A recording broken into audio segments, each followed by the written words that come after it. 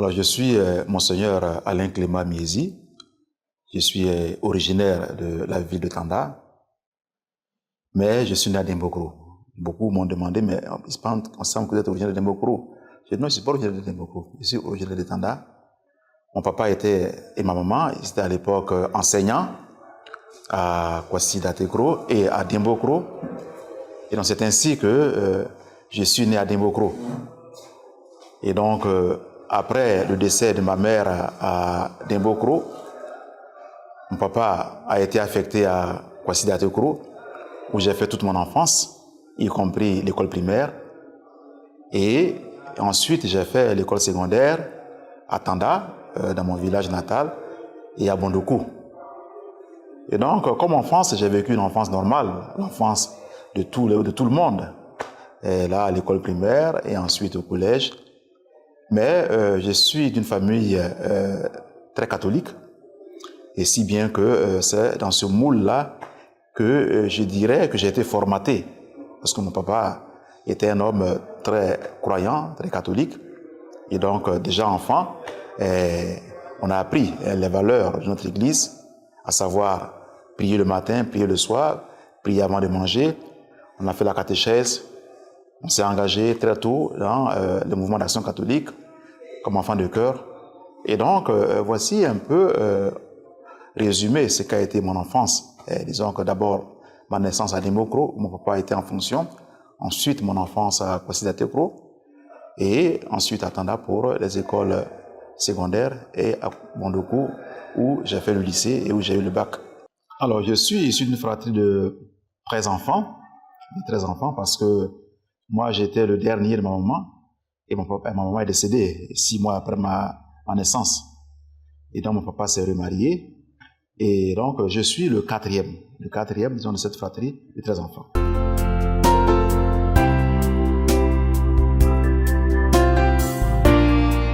J'ai répondu à un appel du Seigneur.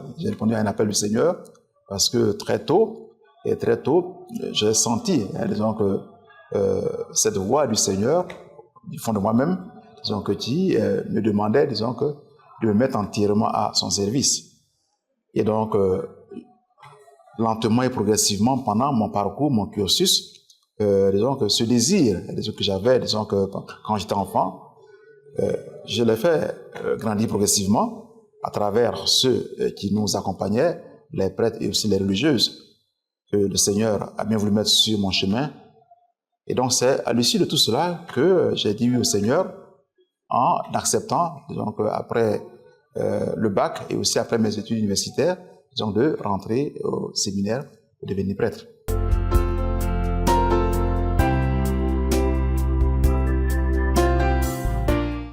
C'est quand j'étais en classe de 4e que pour la première fois, j'ai, disons, exprimé ce désir à mon papa, bien que je l'avais du fond de moi-même depuis longtemps. Mon papa m'a dit ceci, que je n'ai rien contre, disons, que ton choix de vie, à savoir devenir prêtre. Mais, et je me rappelle bien de ces paroles-là, moi je n'aime pas la honte. Tu es sûr de ce que tu veux faire? Si je n'ai pas sûr, mon cher, c'est pas la peine. Donc j'ai dit à mon papa, non, je suis sûr que vraiment, ce désir-là, il est très fort pour moi. Donc il m'a dit, bon, si c'est ce que tu veux faire, moi je t'accompagne. Mais mon papa n'a jamais, disons que c'est jamais opposé, bien au contraire, il était toujours content. Mais le problème s'est posé après, quand j'ai eu le bac et que j'étais à l'université, et que je devais quitter, disons, l'université pour aller au grand séminaire. Et là, quelques-uns de mes cousins, et même aussi frères et sœurs, qui n'étaient pas trop contents, mais écoute, tu as eu le bac, tu es le premier fils de papa à avoir eu le bac. Et là, maintenant, tu es à l'université, et tu vas laisser ça, tu vas aller au séminaire, est-ce que c'est vraiment nécessaire? J'ai dit oui, pour moi, c'est nécessaire. C'était toujours mon désir. Mais bon, après, étant donné que j'avais le soutien de mon papa, donc cela n'a pas posé de problème. Et donc, je suis allé au séminaire, et voici un peu comment les choses sont parties.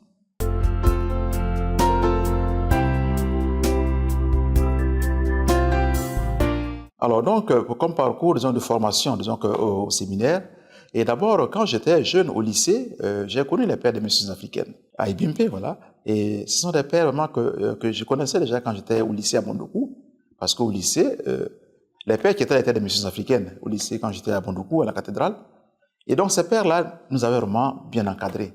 Et j'avais été séduit un peu par ces pères-là des missions africaines. Et donc, dans un premier temps, j'ai dit non, moi, je vais être missionnaire. Je vais être missionnaire. Là, mon papa n'était pas trop d'accord. Parce que mon papa, lui, étant ami à Monseigneur Alassane Kwasi, de mémoire, mon papa voulait à tout prix que moi, il soit diocésain. Et ça a été un moment un peu de combat avec mon papa, parce qu'il dit non, que toi, tu dois, ici à Bondoukou, Monseigneur Alassane Kwasi dit qu'il n'y a pas assez de prêtres, pourquoi tu veux devenir missionnaire? Mais, comme mon papa a toujours respecté mes choix, c'est ainsi qu'il a accepté. Et je suis rencontré Monseigneur Alassane Kwasi, il dit que, ah, Monseigneur, voilà que je vais devenir missionnaire.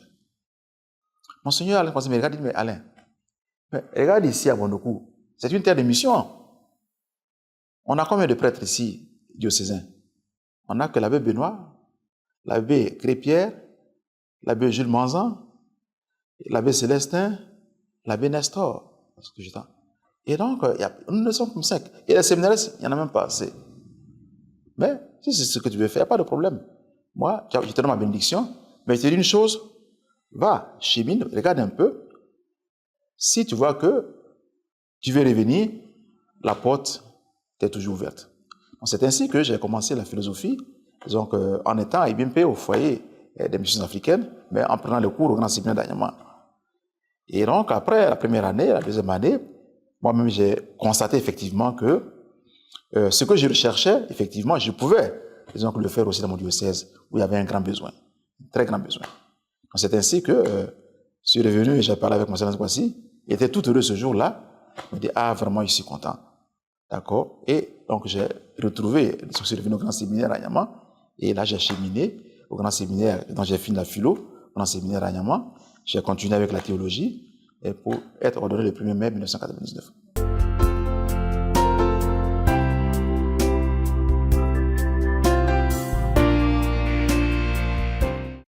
Après l'ordination presbytérale, j'ai d'abord été vicaire de paroisse à Bondoukou, à la cathédrale, où pendant de 1999 à 2004, j'avais été vicaire de paroisse à la cathédrale. Et en 2004, c'est là que je suis parti à Rome pour les études en théologie dogmatique. Et donc là-bas, j'ai fait, disons, d'abord la licence en théologie dogmatique et ensuite le doctorat. Et donc je suis rentré en 2008 avec le doctorat. On m'a affecté au Grand Séminaire d'Anyama comme professeur de théologie dogmatique. Je me rappelle que c'était au lendemain de ma soutenance que j'avais appelé mon évêque, Monseigneur Félix Wadio, de regretter mémoire, pour lui annoncer, ah, Monseigneur, bon, j'ai fait la soutenance hier, c'est très bien passé, voilà, avec telle bonne mention. Il était tellement heureux, en même temps, il me dit que, ah, moi aussi, j'ai une nouvelle à te donner. La conférence épiscopale a décidé que tu es au Grand Séminaire d'Anyama comme professeur. Parce que le professeur qui est là-bas, le père Guy Richard, est un peu fatigué, et donc on pense déjà, disons, à sa succession. Je dis, bon, d'accord, c'est compris, il n'y a pas de problème. Je suis venu étudier pour ça. Donc, si bien que de Rome, j'ai atterri directement au Grand Séminaire d'Anyama. Et là, au Grand Séminaire d'Anyama, j'ai passé 13 années. 13 années au Grand Séminaire d'Anyama, donc de 2008 à 2021. Et là, à Anyama, donc j'étais professeur, disons, de théologie dogmatique, où pratiquement j'ai eu à enseigner tous les traités, parce que 13 ans, en tout cas, j'ai fait tous les traités. Et là aussi, disons que j'ai eu la chance, disons, de côtoyer aussi, disons, les autres instituts de formation théologique. Je pense à mes amis les jésuites, vraiment, où vraiment nous avons bien collaboré pendant 10 ans à l'ETCJ, où j'ai enseigné aussi, disons, la théologie systématique. Et aussi avec l'ICMA, l'ICMA, qui sont juste à côté d'Anyama, où pendant aussi 7-8 ans, j'ai aussi enseigné. Et à l'UKO, où moi, pendant 10-11 ans, donc je partais comme professeur vacataire. Et donc, j'étais à Anyama, mais quand même, disons que, étant donné que le devoir m'appelait, donc, et par amour pour l'Église, donc on a toujours été disponible pour rendre un peu ce service.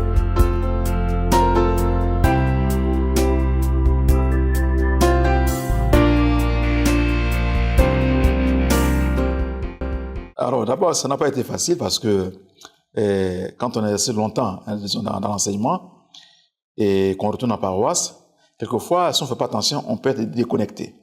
Il y a le risque d'être déconnecté à tous les niveaux. Et donc, quand je partais, donc les 2 premiers mois, effectivement, c'était un peu, quelquefois, mes vicaires se moquaient de moi. En me disant, mon père, on n'a pas au séminaire ici, hein. J'ai dit, bon, c'est pas grave, mes vicaires se moquaient de moi.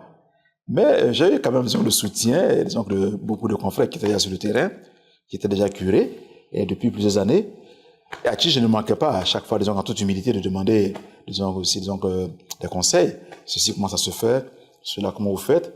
Et donc, ils m'ont apporté beaucoup d'assistance et beaucoup d'aide. Et si bien qu'après 2 mois, vraiment, je me suis à nouveau reconverti, disons, dans la pastorale, bien que j'avais encore, disons, un pied dans l'enseignement, puisque je continuais toujours à enseigner à Niama comme professeur missionnaire. Et donc, cette année que j'ai passée en paroisse, donc c'est passé un peu comme ça, un peu en paroisse, et aussi au séminaire où j'avais encore quelques cours. Le temps, disons, de trouver un professeur pour prendre à plein temps, disons, tous mes cours. Voilà. Et donc, ça n'a pas été facile au départ, mais avec l'aide des uns et des autres, de ceux qui avaient plus d'expérience que moi, disons, dans le domaine de la pastorale, je me suis mis tout de suite dedans.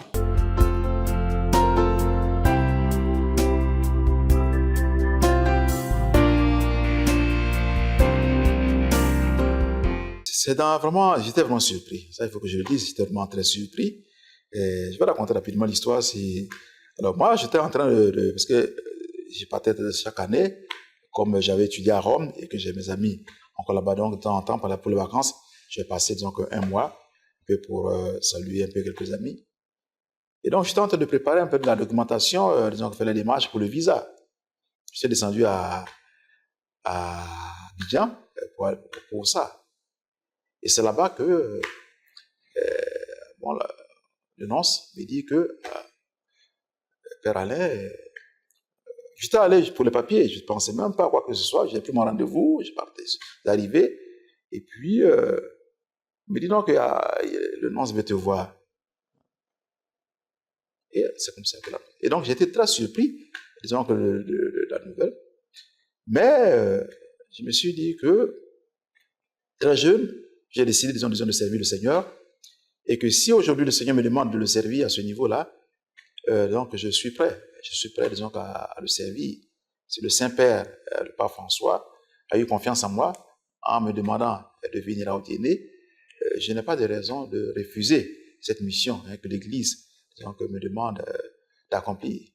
Et donc, en toute disponibilité, donc, en me confiant au Seigneur et en comptant sur la prière du Saint-Père et de toute l'Église, j'ai dit oui.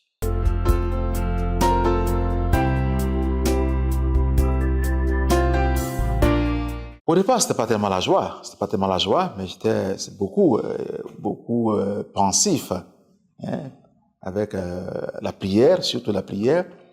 Ça a été 3 semaines parce que c'est le 13 juin que le nonce m'a notifié cette nomination. C'est le 30 juin que ça a été annoncé. Et donc, du 13 juin au 30 juin, ça a été, disons, 3 semaines, disons, de prière, de méditation profonde, de silence intérieur, parce que il fallait vraiment se remettre dedans. Parce que je disais à des amis que je suis parti d'Abidjan, du séminaire. Je suis arrivé à Monoukou, je n'ai même pas fini, disons, de déballer mes bagages. Je dois encore les ramasser et aller au dîner. Vraiment, c'était vraiment des changements très rapides et des changements, disons, qualitatifs.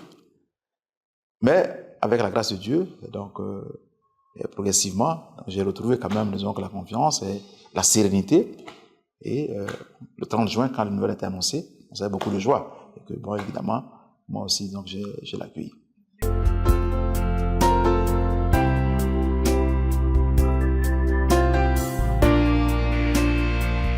Pour être franc avec vous, avec les nos téléspectateurs, avant la nomination, je ne savais pas grand-chose du diocèse du Déné.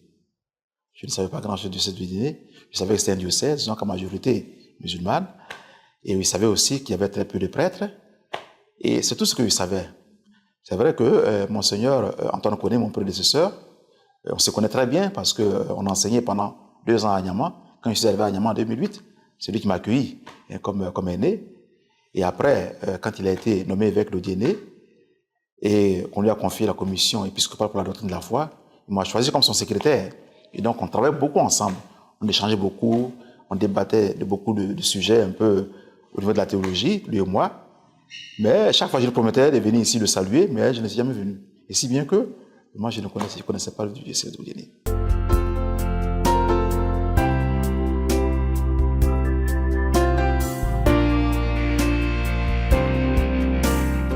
Alors, ma première visite, quand je l'ai effectuée, il faut que je dise merci à Monseigneur Gaspard, parce que Monseigneur Gaspard m'a reçu à Mans et il avait préparé un état des lieux du diocèse d'Odiéné. Il m'a donné une bonne documentation dans laquelle j'avais tout ce que je pouvais savoir sur le diocèse d'Odiéné.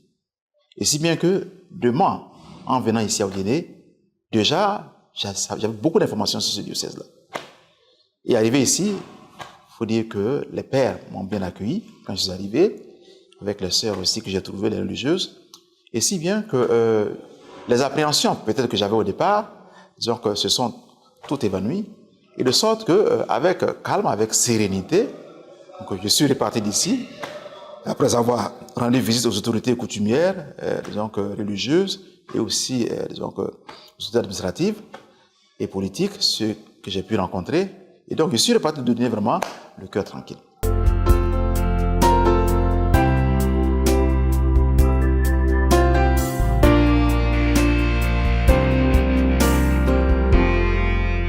Pourquoi synodalité et communion? D'abord, Dieu m'a fait grâce, disons que de me nommer, disons que évêque, dans un moment où nous sommes en train de préparer, disons un synode. Nous sommes dans un processus synodal.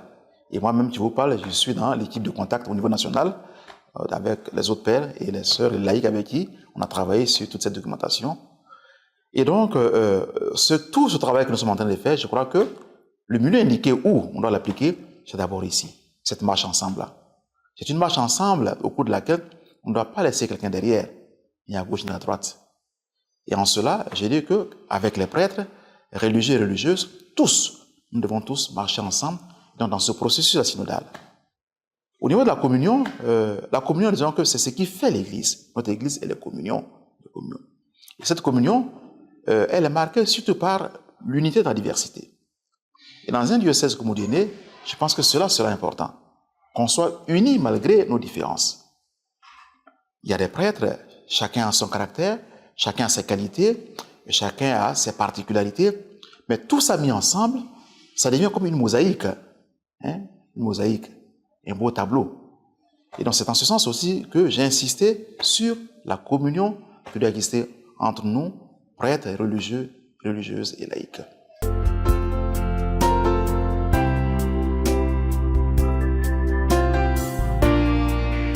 Ça a été un temps de ferveur spirituelle pour moi, un temps de grande ferveur spirituelle pour moi. J'ai fait la retraite de l'ordination du 4 au 10 septembre avec Monseigneur Maurice Konakwasi, qui a été le premier évêque du diocèse d'Odiéné. Et en partant de là-bas, Monseigneur Maurice a insisté pour que je demeure dans ce climat de prière, de silence, jusqu'à l'ordination. Et c'est ce que j'ai essayé de vivre. Ça a été fort pour moi parce que, en voyant d'abord tous les évêques de Côte d'Ivoire venir à mon ordination, cela a été pour moi un signe fort de la collégialité. De voir tous ces aînés, Monseigneur Dakouri, que je considère comme mon mentor, que j'aime beaucoup, parce que c'est le père spirituel de la Séreptie, je suis membre de la Séreptie. Monseigneur Dakouri se déplacer jusqu'ici, Monseigneur Maurice Konan, tous ces dinosaures de notre église, Monseigneur Awana, malgré son état de santé, se déplacer jusqu'ici, pour moi, il n'y avait pas plus beau, plus grand que ça. Et c'est le plus beau cadeau. Et là, j'ai compris que le Seigneur m'accompagnait dans ce diocèse. À travers tous ces années-là, j'ai compris que non, le Seigneur m'envoie ici, mais derrière moi, il y a de grands baobabs, de grands fromagers, avec des racines très profondes, sur lesquelles je pourrai m'appuyer quand ça sera difficile. Quand je vais chanceler, je sais qu'à gauche, à droite, il y a ces grands piliers-là, ces grands baobabs sur lesquels je pourrais m'adosser.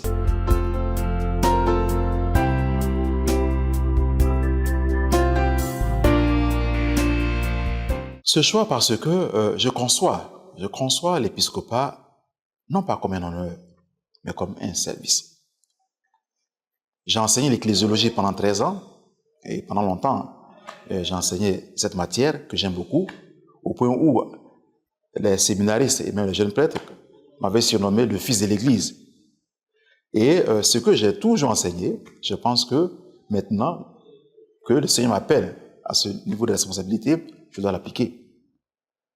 Et l'épiscopat, je le conçois non pas comme un honneur, parce que j'ai toujours combattu ce qu'on appelle l'ecclésiologie de la chefferie, à savoir que nous, prêtres, évêques, qu'on se considère comme des monarques à la tête de l'Église. J'ai toujours conçu cette Église comme une Église de frères. Et donc en cela, je conçois mon ministère comme avant tout un service.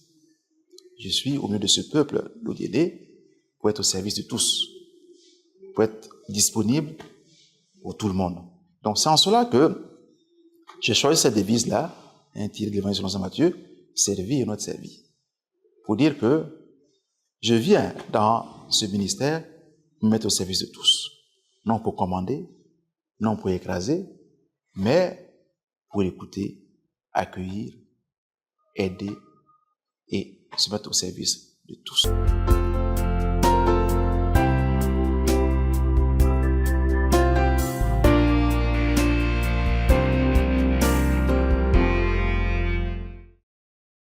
À ce niveau, je dirais d'abord que la question du dialogue, elle est d'abord intérieure à moi-même. Je suis originaire de Bondoukou. Et à Bondoukou, il est difficile de trouver une famille où il n'y a pas à la fois musulmans et chrétiens ensemble. Et moi-même, je vous parle, ma maman a 7 frères et sœurs. Et parmi les sœurs de ma maman, il y a 2 qui sont musulmanes. Et j'ai 2 cousins germains qui étaient d'ailleurs là hier à l'ordination. Ils sont venus m'accompagner pour me soutenir hier. Et là, il y a Sidou, qui était là hier avec l'autre Youssouf. Ils sont venus me soutenir. Et donc, moi, j'ai grandi dans ce milieu-là où des cousins germains, un va à l'église le dimanche, le vendredi, l'autre va à la mosquée. Voici l'univers dans lequel j'ai grandi. Et ma tante Awa, qui est la sœur aînée de ma maman, moi, je n'ai pas connu ma maman. Et ma tante, je l'ai toujours considérée comme ma maman. Depuis l'enfance jusqu'à aujourd'hui. Ma tante Awa, elle va toujours à la mosquée. Et j'ai été, disons que, élevé dans ce contexte-là. Si bien que devenu prêtre, j'ai toujours vécu comme ça. Je vais raconter une petite anecdote. À mon ordination, en 1999, à Tanda, quand on est arrivé pour la messe d'Action des Grâces, pardon, alors, dans les commissions qui avaient été faites, certains de mes cousins qui étaient musulmans étaient à la tête de commission. Et un de mes compagnons prêtres, un de mes amis prêtres, dit, ah, mais lui là, il est musulman, mais qu'est-ce qu'il fait dedans? Je dis, tu n'as rien compris de chez nous, tu n'as encore rien compris de chez nous ici. C'est mon cousin qui est là. Et ce qui se passe là, il est plus concerné même que certains chrétiens. Pour vous dire que j'ai grandi dans cet environnement, si bien qu'à Bondoukou, cet office-là, disons que lui qui est épiscopal chargé, disons, du dialogue interreligieux, moi je l'ai vécu, disons en bonne intelligence avec mes frères musulmans de Bondoukou, qui m'ont beaucoup accueilli aussi comme leur fils. Et d'ailleurs, je vais vous dire que quand j'ai été nommé évêque, et je suis allé officiellement, c'est vrai, ils étaient déjà au courant, mais officiellement avec le doyen des prêtres du diocèse de Bondoukou, Monseigneur Benoît, et d'autres prêtres, donc on est allé chez le grand imam de Bondoukou, et avec tous les imams de Bondoukou qui étaient rassemblés, qui nous accueillaient. Donc on est venu leur porter la nouvelle. Et une chose qui m'a beaucoup ému, quand on a demandé la route, ils ont dit non, mon père, avant de partir, nous, on a une bénédiction qu'on fait quand on a un fils qui a été promu et qui va loin, pour que cette bénédiction puisse l'accompagner. Donc, on voudrait faire cette bénédiction-là avant que vous ne partiez. Et donc, on s'est assis et ils se sont mis en prière. Ils se sont mis en prière, donc ils ont prié. Puis après, ils ont dit, bon, on a fini, maintenant on peut partir. Et la cerise sur le gâteau, que vous l'avez prié, le grand imam de Bondoukou a délégué 2 de ses collaborateurs et qui sont venus avec le convoi pour venir m'accompagner. Pour vous dire que j'ai toujours vécu. Et donc, c'est fort de cela que, disons que je compte vivre ici avec mes frères de l'Odiéné, que je considère comme de vrais frères, ce sont mes frères. Et donc, pour moi, chrétiens, musulmans, il y a tellement de valeurs que nous partageons, et ce sont ces valeurs qu'il faut promouvoir. Et vous, il y a beaucoup de valeurs que nous partageons. C'est dans cette dynamique-là que je compte vivre avec mes frères ici, aller vers eux, les écouter, parler avec eux, dire que nous sommes tous fils d'un même Père qui est Dieu et qui nous aime. Merci à vous tous, amis téléspectateurs de Ecclesia TV, et que Dieu vous bénisse.